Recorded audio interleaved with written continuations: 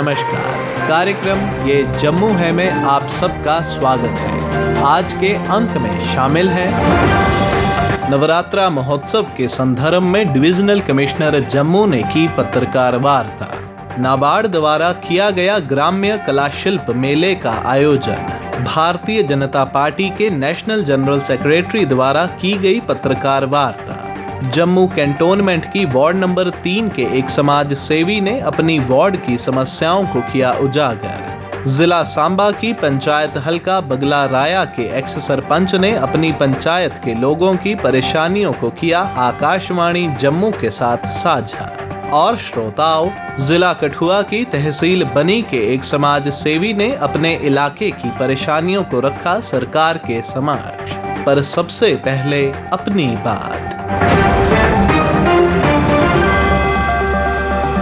दौर आते रहे, दौर जाते रहे, आम लोग आसों के सपने सजाते रहे, ना बेरोजगारी गई, ना भ्रष्टाचार गया, नारे लारे दुलासे तो जरूर आते जाते रहे। जी हाँ, हम अपने मन की नहीं, उन आम जनों के मन की बात कह रहे हैं जो गांव, गलियों, बाजारों में आमतौर पर ऐसा इजहार ख्याल करते मिलते हैं। बढ़ती महंगाई से बेजार हैं या रोजगार की इंतजार में हैं, या फिर ऐसे सरकारी दिहाड़ीदार जो बरसों से अपनी मुस्तकिली के लिए आहुजार हैं, जारोजार हैं, बेकरार हैं। एक सीधी साधी बात है कि आराम तहरीरे मुकद्दर किसी का, किसी के हाथों में मेहनत के छाले हैं। मुकद्दर का सिकंदर बनना तो भले ही कोई ना चाहे, मगर मोहब्बत मुशक्कत का वसीला तो हर किसी को चाहिए।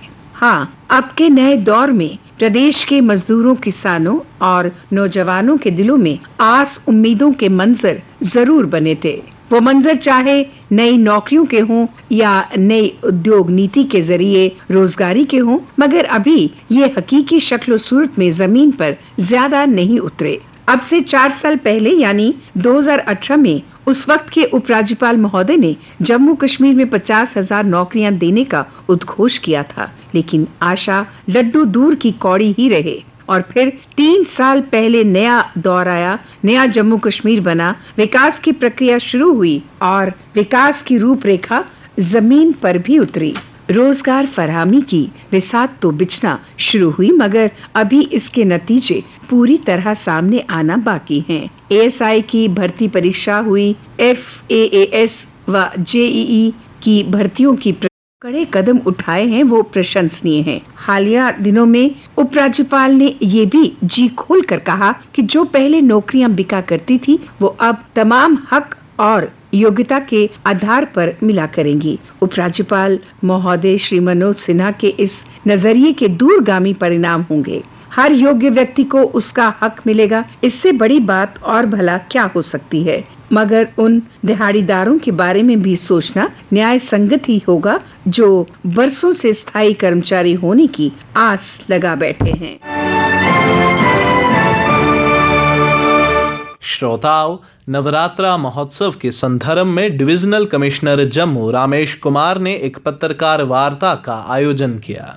नवरात्रा महोत्सव के बारे में विस्तार से बताते हुए उन्होंने कहा, सबसे बड़ा डेस्टिनेशन जो कि श्री माता वैष्णो देवी श्राइन है, यहाँ पर और ये नवरात्रि महोत्सव का आयोजन tourism department Jammu and Kashmir, Shri Mata Vaishno Devi shrine board और जम्मू कश्मीर की जितनी भी सिस्टर एजेंसीज है गवर्नमेंट की, उनके साथ मिलकर के आयोजन किया जाता है। इसका मेन उद्देश्य जो रहता है, क्योंकि माता के दरबार में इस टाइम बहुत सारे डिवोटीज आते हैं जो कि दर्शन करने आते हैं, तो इस टाइम में ज़्यादा से ज़्यादा डिवोटीज को और टूरिस्ट को अट्रैक्ट किया जाए, उसी के लिए इसका आयोजन किया जाता है। ये पूर्ण नवरात्रा महोत्सव 9 दिन के लिए आयोजन किया जाएगा और इसमें कटरा के अलावा जम्मू में भी एक्टिविटीज़ की जाएगी। पूर्णतया 9 दिन की डिफरेंट एक्टिविटीज़ रहेगी, जहाँ पे कि डिवोशनल सॉन्ग कंपटीशन करवाया जाएगा, जिसमें जम्मू कश्मीर के और बाहर से जितने भी बडिंग सिंगर्स हैं जो माता की भेंट की प्रस्तुति देंगे, उसके अंतर्गत वहाँ उनका सिलेक्शन किया जाएगा। सिलेक्शन के बाद में इवनिंग में उनकी प्रस्तुति की जाएगी और उस प्रस्तुति में जितने भी सिंगर्स आएंगे उसमें जजेस के द्वारा उनको सेलेक्ट करके उनके अवार्ड की रखा गया है। इसका मेन उद्देश्य यही है, एक तो वहाँ पर माता के जितने भक्त आते हैं, टूरिस्ट आते हैं, उनके लिए वहाँ पर भेंट की व्यवस्था की गई है। उसके अलावा जितने भी जम्मू कश्मीर के जो भी बडिंग सिंगर्स हैं उनको भी आगे लाया जाए और उसके प्लेटफार्म को रखा जाए। इसके अलावा एक्टिविटी के अंतर्गत इस साल जो हर समय जो एक्टिविटीज़ होती है उसके अलावा एक्टिविटीज़ को भी रखा गया है।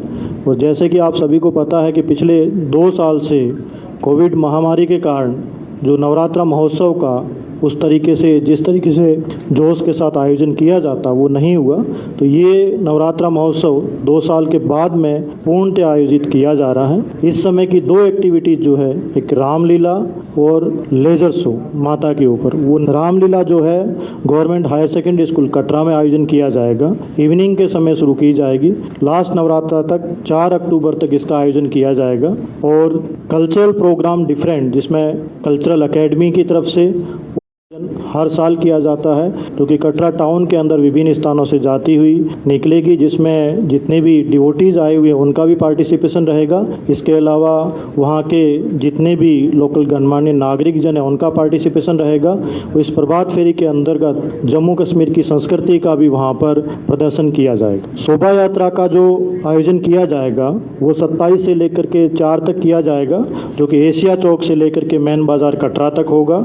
माता की कहानी का भी यहाँ पर जो है डिस्प्ले किया जाएगा, के अंतर्गत जम्मू कश्मीर के ही कलाकार होते हैं। वो माता की कहानी का डिस्प्ले जो है कटरा रेलवे स्टेशन के बाहर किया जाएगा, जहाँ पर कि शाम के समय 9 दिन के लिए रहेगा। उसके अलावा मल्टीमीडिया एग्जीबिशन जो कि गवर्नमेंट हायर सेकेंडरी स्कूल में किया जाएगा। लेजर शो जो माता की कहानी का है उसको जो रेलवे रोड चौक पे किया जाएगा, योग आश्रम में भी वहाँ पे किया जाएगा। लेजर शो के अंतर्गत माता की कहानी को ही डिस्प्ले किया जाएगा। भागवत कथा का आयोजन जो हर साल की तरफ से रघुनाथ जी मंदिर है वहाँ पर किया जाएगा। उसके अलावा कुछ कंपटीशन जो रेसलिंग कंपटीशन किया जाएगा, जिसमें कि रेसलिंग का आयोजन श्री माता वैष्णो देवी श्राइन बोर्ड के जो स्पोर्ट्स स्टेडियम है उसमें किया जाएगा। कवि सम्मेलन और हास्य सम्मेलन का भी आयोजन किया जाएगा।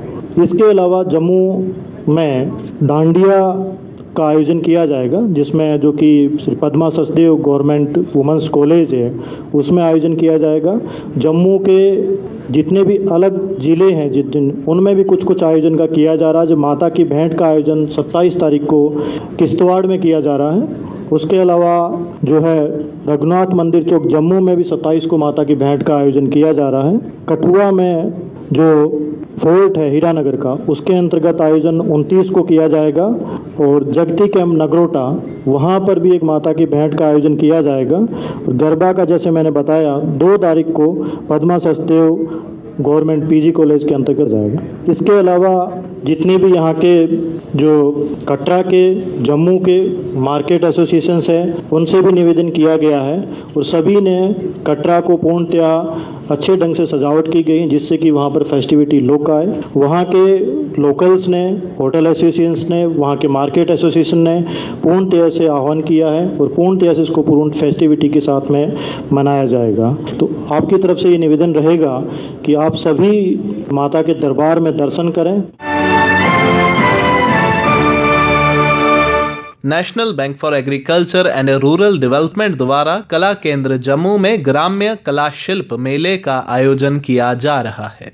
यह मेला 26 सितंबर को आरंभ हुआ और 2 अक्टूबर को इसका समापन होगा। इस मेले के बारे में अधिक जानकारी देते हुए नाबार्ड की director general manager miss Anamika ने बताया, नाबार्ड पहली बार जम्मू कश्मीर में एक नाबार्ड कला शिल्प मेला का आयोजन कर रहा है। ये एक बड़ा ही यूनिक इनिशिएटिव है नाबार्ड का, जिसमें जो ऑथेंटिक वीवर्स और आर्टिसंस हैं all over India they have come and they have participated in this mela. 18 राज्य से लोग आए हैं और करीब 150 वीवर्स यहाँ पे इस मेले में के आयोजन में भाग ले रहे हैं। ये सारे वीवर्स अपने हैंडमेड प्रोडक्ट लेकर के आए हैं। कोई भी मेला में जो मशीन द्वारा उत्पादित कोई भी प्रोडक्ट है वो यहाँ डिस्प्ले नहीं होगा, ना ही उसकी सेल होगी। हमारा मोटिव ये है कि इस मेले के जरिए एक तो जागरूकता फैलाना कि वीवर्स के प्रोडक्ट के बारे में कि वो अच्छे प्रोडक्ट होते हैं, और जागरूकता फैलाना पब्लिक में कि ये वीवर्स को आप लोगों को प्रोत्साहन की जरूरत है। अगर आप आते हैं, उनके प्रोडक्ट्स को खरीदते हैं, प्रोत्साहित करते हैं, अपना व्यूज बताते हैं कि आपके प्रोडक्ट्स में क्या कमी है, क्या अच्छाई है, क्या बुराई है, तो एक मार्केट ट्रेंड्स के बारे में भी पता चलता है इनको।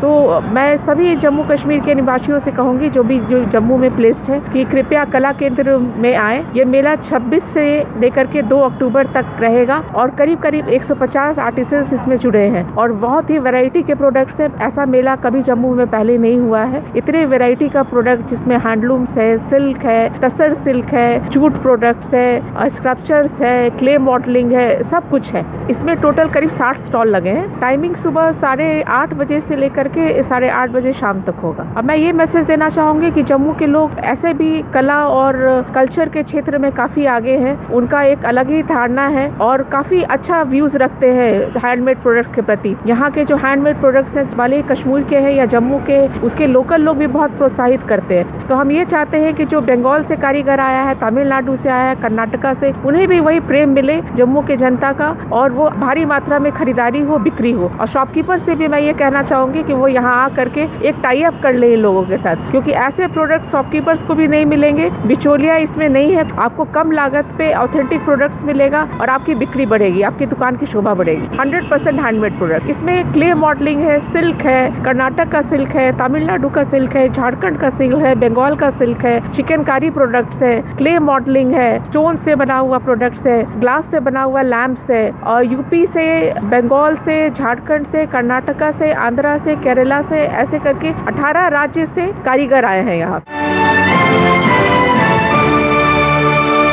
जिला सांबा की पंचायत हल्का बगला राया के एक्स सरपंच खजूर सिंह ने अपनी पंचायत के लोगों की परेशानियों को आकाशवाणी जम्मू के साथ साझा करते हुए बताया, जम्मू रेडियो स्टेशन के माध्यम से एलजी एडमिनिस्ट्रेशन को बतलाना चाहता हूं कि राया गांव में डेंगू का इस समय ब्रेकआउट हुआ है। मोस्ट प्रोबेबली या तो वो डेंगू है या मच्छर के काटने की वजह से मलेरिया है। बहुत से लोग बीमार पड़ गए हैं। डायरेक्टर हेल्थ सर्विसेज ने एक टीम भी जहां भेजी थी। वो टीम लगातार लोगों का मुआयना भी कर रही है, ब्लड सैंपल भी ले रही है, लेकिन उसके बावजूद भी कुछ केस आए हैं। वहां गंदगी बहुत ज़्यादा है। इस समय कुछ लोग तो चंडीगढ़ और कुछ जम्मू कश्मीर से बाहर हॉस्पिटलों में दाखिल हैं और कुछ घर पर ही इलाज करवा रहे हैं। मेरी एलजी प्रशासन से ये गुहार है कि वो वहाँ लोगों के स्वास्थ्य का ध्यान रखे ताकि ये सारे गांव में ना फैल जाए। और दूसरी समस्या वहाँ राया में सेंट्रल यूनिवर्सिटी से लेकर राया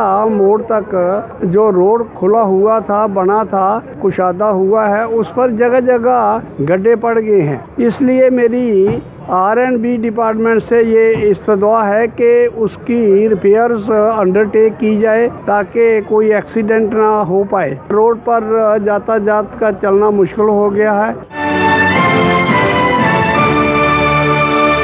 जिला कठुआ की तहसील बनी के एक समाज सेवी सरफराज सफदर ने अपने इलाके की परेशानियों को सरकार के समक्ष रखते हुए बताया, अभी हाल ही में हमारे तहसील बनी के ब्लॉक डुग्गन के पंचायत 1 के अंदर वार्ड नंबर 5 में जो है सरकार इस समय जो है जंगलात की नई नर्सरी लगाई जा रही है। जो सिमटेड पोल है वो सिर्फ आधा फुट जो है जमीन में खुदाई कर रहे हैं और होना चाहिए 1.5 फुट। आज नर्सरी हमारी हरी भरी है, लेकिन जो अभी हाल ही में 2-4 दिन से मतलब पोलों की खुदाई का काम जारी है हमारे इधर वार्ड नंबर 5 में ब्लॉक डुग्गन के अंदर। तो इसलिए हम गवर्नमेंट से एक अपील करते हैं। डीएफओ हमारे जो डिस्ट्रिक्ट कठुआ के हैं उनसे भी हम अपील करते हैं, डिस्ट्रिक्ट कठुआ से अपील करते हैं, एसडीएम बनी से अपील करते हैं कि जनाब अगर गवर्नमेंट हमारा इतना खर्च कर रही है, हमारे जंगलात का एक निजाम को बेहतर कर रही है, इन लोगों को एक ठेके दिए जाते हैं जिसकी बदौलत जो है न सही ढंग से पेड़ों को लगाया जाता है, पोलों को सही खुदाई नहीं की जाती है। मतलब जंगलात लगाने का नया सिरे से फायदा तो ये होता है कि पब्लिक को एक फायदा दिया जाए, माहौल को एक साफ किया जाए, हवा एक हमारी साफ रहे, पोल्यूशन को खत्म किया जाए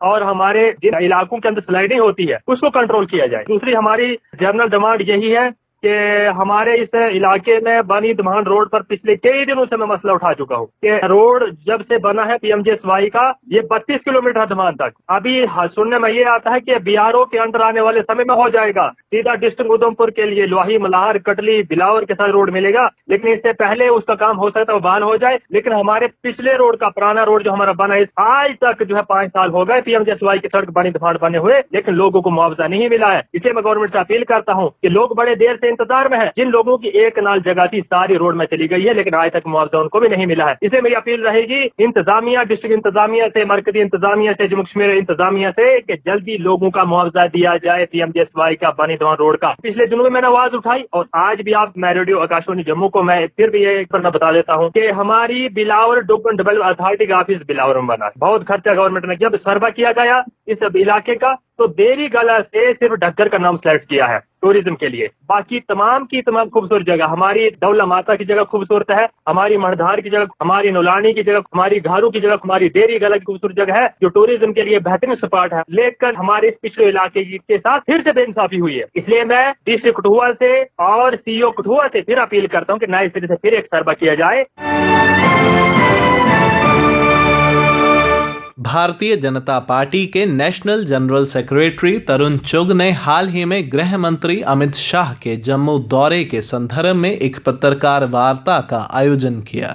इस विषय में पत्रकारों से बात करते हुए उन्होंने बताया, भारतीय जनता पार्टी के वरिष्ठ नेता और देश के गृह मंत्री अमित शाह जी 30 सितंबर, 1 अक्टूबर और 2 अक्टूबर को जम्मू कश्मीर के अपने प्रवास के लिए आएंगे और ये 3 दिन वो जम्मू कश्मीर के प्रबुद्ध नागरिकों को, जम्मू कश्मीर के अलग अलग वर्गों को मिलेंगे और यहाँ के विकास कार्यों को और अपनी सरकार की गतिविधियों को बैठ के मिलेंगे।